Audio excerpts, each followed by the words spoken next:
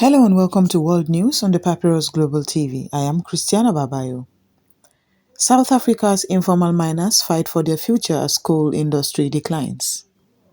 Israeli Foreign Minister makes historic visit to Somaliland following recognition move.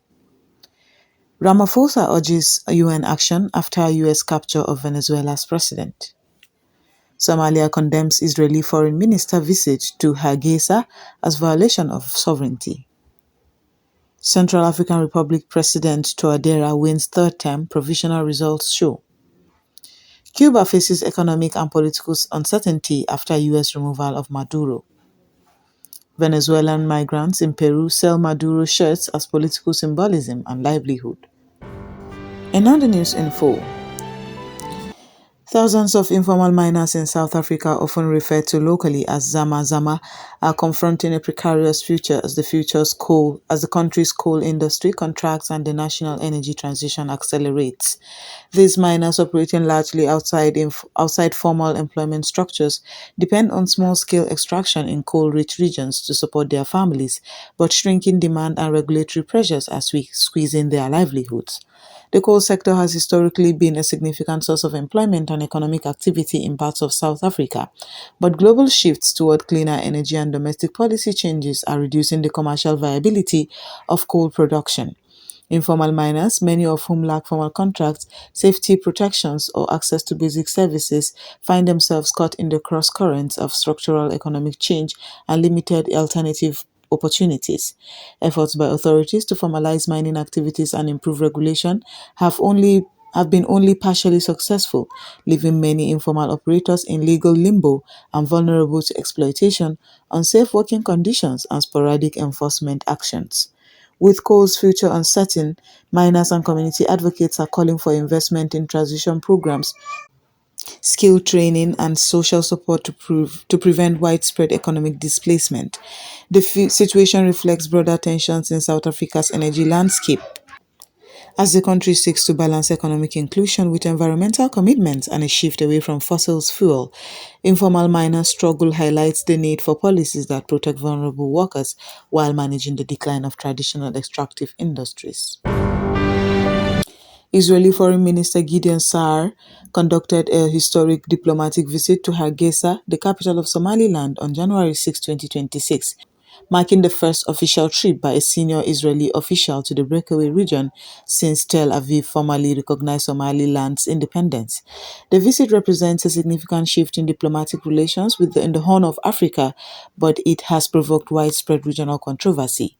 Saar's arrival in Hargeisa followed Israel's December 26, 2025 declaration recognizing Somaliland as a sovereign state, a move that shattered decades of diplomatic norm in the region and drew sharp condemnation from Somalia and other states. In Hargeisa, the foreign minister met with Somaliland President Abdurrahman Mohamed Abdullahi and senior officials to discuss deepening bilateral ties and future cooperation. The discussions reportedly focused on establishing full diplomatic relations, opening embassies in each other's capitals, and appointing ambassadors, a landmark that Somaliland leaders welcomed as a breakthrough in its long-standing quest for international legitimacy. The Somaliland government described the visit as a milestone in bilateral relations and a positive step towards enhanced cooperation across areas such as investment, technology, energy, and trade. Israel's recognition and Saar's presence were framed by Hargeisa officials as supportive of Somaliland's self-determination and its contribution to regional stability. However, the trip has triggered significant diplomatic backlash, particularly from Somalia's federal government, which reiterated that Somaliland remains part of Somalia's sovereign territory and condemned Saar's visits as an unauthorized incursion and violation of territorial integrity. Somalia's Ministry of Foreign Affairs said the actions undermine the UN Charter and African Union principles governing sovereignty.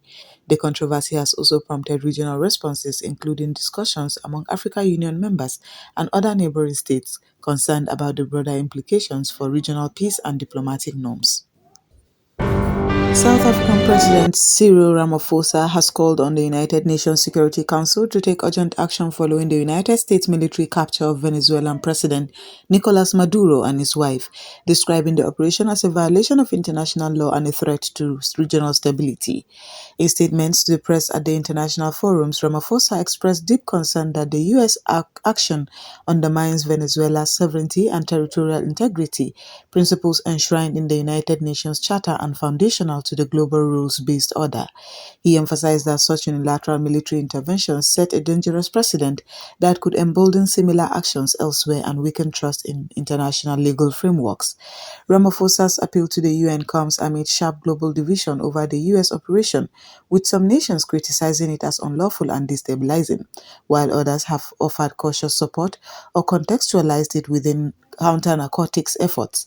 By urging the Security Council to intervene, Ramaphosa has signaled Pretoria's intent to leverage international institutions to address what it views as an escalation with implications far beyond the Western Hemisphere, stressing that global peace and security depend on adherence to agreed norms and collective action. The Federal Republic of Somalia has strongly condemned a January 6 visit by Israeli Foreign Minister Gideon Sa'ar to Hargeisa, describing it as a serious violation of Somalia's territorial sovereignty, political unity, and territorial integrity. Mogadishu's Ministry of Foreign Affairs labeled the trip an unauthorized incursion into Somalia territory following Israel's recent formal recognition of Somaliland, the breakaway region that declared independence from Somalia in 1991 but lacks international legal recognition. In an official statement, Somalia's government said any official engagement or presence in Hargeisa without the explicit consent of the federal government is illegal, null and void under international law, including the United Nations Charter and the Constitutive Act of the African Union, and amounts to unacceptable interference in the internal affairs of a sovereign United Nations member state. Sa'ar's visit comes shortly after Israel's groundbreaking recognition of Somaliland on December 26, 2025, and included a meeting with Somaliland President Abdurrahman Mohamed Abdullahi, focusing on expanding bilateral cooperation. Israel has said it plans to open an embassy in Hargeisa and establish full diplomatic relations, a move that has fueled controversy across the Horn of Africa and beyond. Somalia has called on Israel to halt actions that undermine its sovereignty and urged international bodies including the United Nations, African Union, League of Arab States, and the Organization of Islamic Cooperation to reaffirm support for Somalia's internationally recognized borders. We will now go on a short break, and when we come back, the news will continue. Stay tuned. The Papyrus Global, we don't just cover events, we create cinematic experiences. From red carpets to birthdays, gala dinners, and your fairy tale weddings, we bring your moments to life with high-tech precision. Our gadgets are smarter, our lenses sharper, and our team simply world-class. Trust the Papyrus Global to tell your story in the boldest, brightest way possible.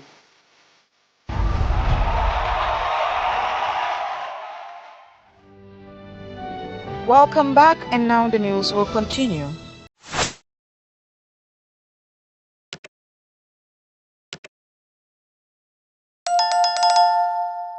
Provisional results from the Central African Republic's recent presidential election indicate that President Faustin Archange Touadera has secured a third term in office, consolidating his leadership amid a complex political landscape.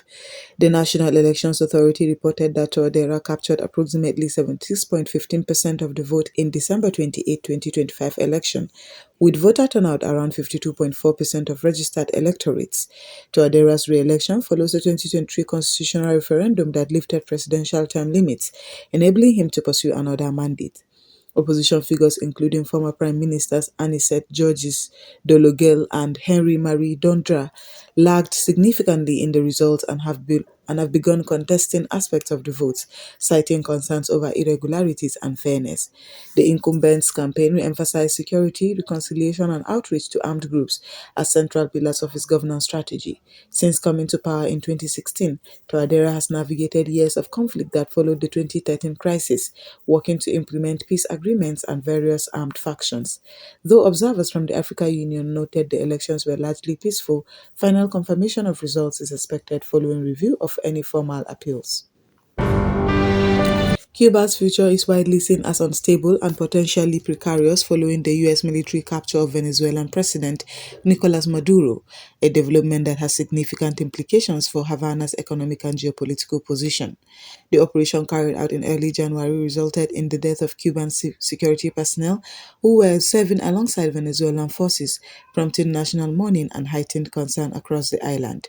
For decades, Venezuela has been one of Cuba's most important allies, providing crucial oil supplies that help sustain the Cuban economy, particularly at a time of frequent power shortages and limited domestic production capacity. Maduro's government was reportedly sending thousands of barrels of oil per day to the island, making Venezuela a key source of fuel and a stabilizing partner for Havana. With Maduro's removal, analysts warned that Cuba could lose a substantial portion of its energy imports and economic backing, raising fears of further shortages and hardship for ordinary citizens already facing persistent blackouts and food supplies challenges.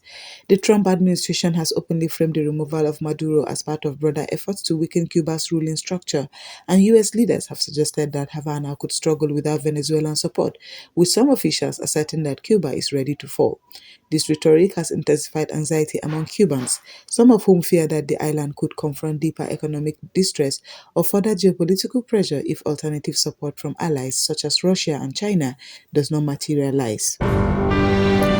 In Lima, Peru, Venezuelan migrants have turned an unexpected political moment into a small-scale economic opportunity and cultural commentary by selling T-shirts featuring images of captured Venezuelan President Nicolas Maduro. With around 1.5 to 1.7 million Venezuelans living in Peru, many in informal jobs and precarious circumstances, the shirts serve as both a source of income and a way to maintain connection to events in their homeland. Street vendors in Peruvian markets are creating and selling these shirts with designs generated using artificial intelligence tools, reflecting rising political tensions following Maduro's detention in by U.S. forces. For sellers, the garments are more than fashion. They reflect emotional ties to Venezuela's turmoil and the personal impact of national upheaval on diaspora communities. The practice has spread across informal trade networks in Lima, where Venezuelan migrants frequently rely on small entrepreneurship to make ends meet amid economic challenges in their host country. Sellers say that offering merchandise tied to high-profile political developments attracts curiosity and can drive modest sales, even as everyday life remains a mix of opportunity and strain for many Venezuelans abroad. These T-shirt sales illustrate how political events at home continue to resonate deeply within diaspora populations, shaping expression and economic survival strategies far from Venezuela's borders.